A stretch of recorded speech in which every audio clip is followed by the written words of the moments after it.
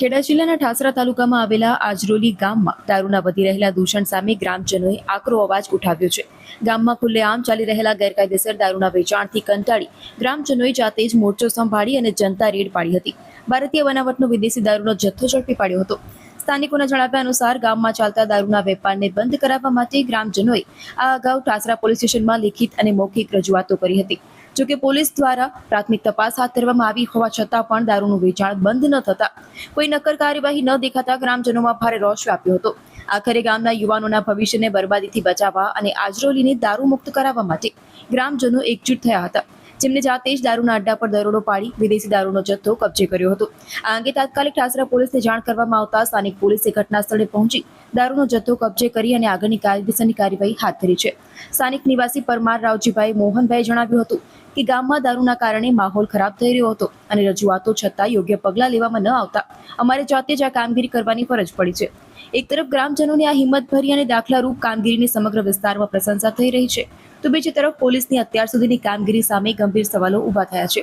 હવે આ મામલે પોલીસ બુટલેગરો સામે કેવા કડક પગલાં ભરે છે તેના ઉપર સૌની નજર ટકેલી છે. પરમાર રાવજીભાઈ મોહનભાઈ, કયા ગામના? આજરોલી.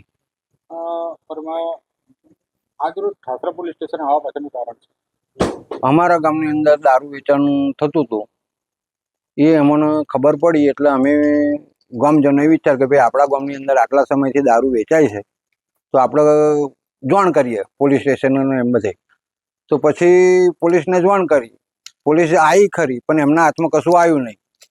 એટલે પછી અમે બીજા દિવસે આજ તારીખ 18 આજે જ અમે છોકરાઓ બધા ભેગા થયા ભાઈ કે આજે દારૂ વેચાય છે.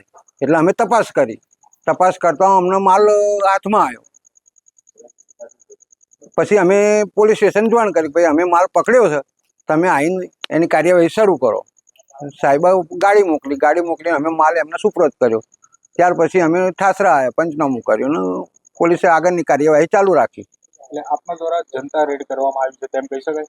હા, કેટલા લોકો હતા આપની સાથે આ રેડ દરમિયાન અને કેટલો મુદ્દામાલ જેવો? લગભગ 25 થી 30 માણસ હતું. કેટલો મુદ્દામાલ હાથમાં આવ્યો? 188 બોટલ અત્યારે છે હાજરમાં. કેટલા સમયથી આ દારૂનો વેપાર ચાલી રહ્યો? દારૂ તો ચાલતો હતો 2 વર્ષ 3 વર્ષથી ચાલતો હતો.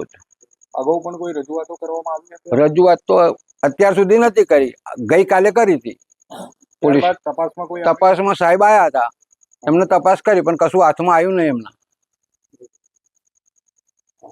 આગળના સમયમાં જો દારૂ વેચાશે તો આપ ગ્રામજનો દ્વારા શું પ્રતિક્રિયા કરશો? અમે ફરી પણ આ રેડ કરીશું. શું આપ આપના ગામમાં દારૂબંધી લાવવા માંગો છો? હા, અને લઈને ગ્રામ પંચાયત દ્વારા કોઈ નિયમ કે કાયદો બનાવવામાં આવશે? હા. કેવા પ્રકારના નિયમો બનાવો? દારૂબંધી એટલે ગામમાં દારૂ જ ના વેચાવો જોઈએ.